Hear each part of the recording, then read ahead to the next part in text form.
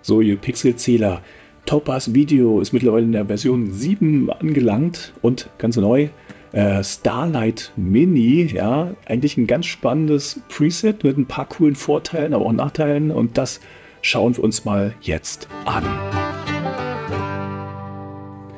Ja, also herzlich willkommen hier im Kanal Camera Check Channel und ja, Topaz Video und Starlight Mini, ja, das ist eigentlich ganz spannend, denn Starlight funktioniert jetzt in der Software, ja.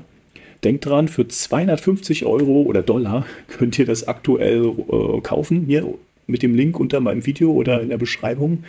Nutzt diesen Link und dann könnt ihr es aktuell für 250 Dollar kaufen. Ja, geht nicht lange, ansonsten sind es, glaube ich, 300 Dollar. Irgendwann ist der Rabatt wieder weg, also greift zu.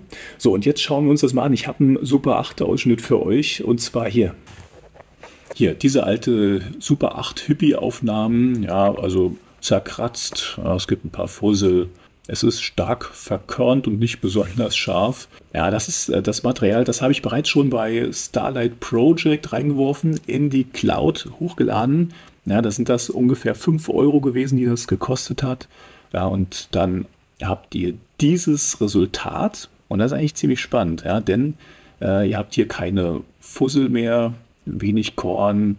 Das sieht schon sehr gut aus. Es wackelt trotzdem. Es hat trotzdem diese Super 8 Charakteristik. Allerdings kein Korn mehr. Und dann habe ich aus Spaß nochmal ein Korn drüber geworfen. Das kann ich euch auch noch zeigen.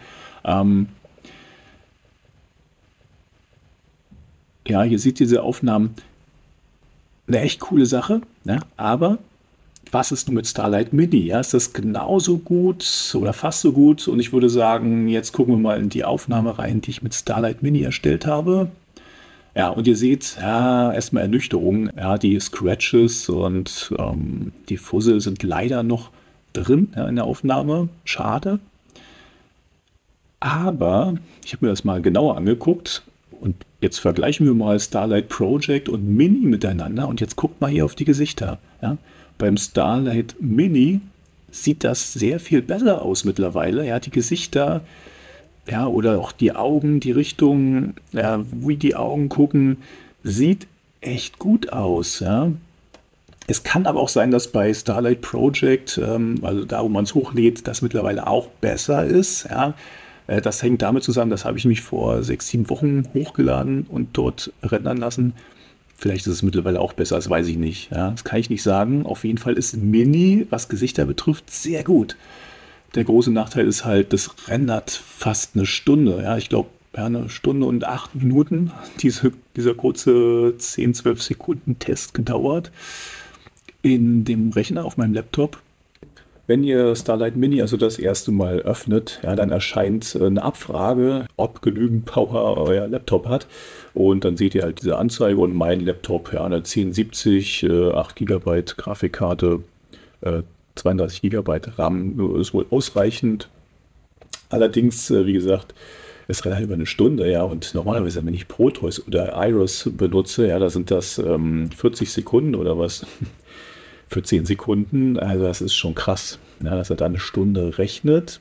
Kann man aber in Einzelfällen mal machen, ja.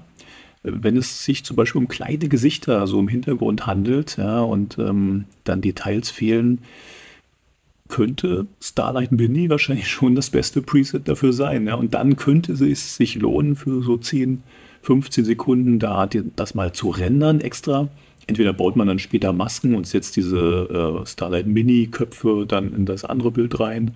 Ja, oder man nimmt sogar das ganze Bild, aber es kann sein, dass das dann nicht passt. Muss man dann gucken am Ende, ja. Aber für die Zukunft hoffe ich natürlich auch, dass das natürlich irgendwann schneller rendert. Und ich denke, das kommt. Ja, ist natürlich immer die Frage, wann. Und das war es von mir. Also vielen Dank fürs Zuschauen, liebe Zuschauer. Also denkt dran, ja, jetzt kaufen, 250 Dollar. Echt ein Schnäppchen.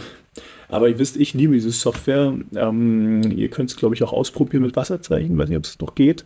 Ihr kauft die Software und ein Jahr könnt ihr sie immer aktualisieren. Und danach zahlt ihr irgendwie eine Verlängerung. Ich glaube, so 100, 120 Dollar sind das mittlerweile. Auch da gibt es manchmal einen Rabatt. Ja, in diesem Sinne, vielen Dank fürs Zuschauen. Bis zum nächsten Topaz-Video. Danke. Tschüss.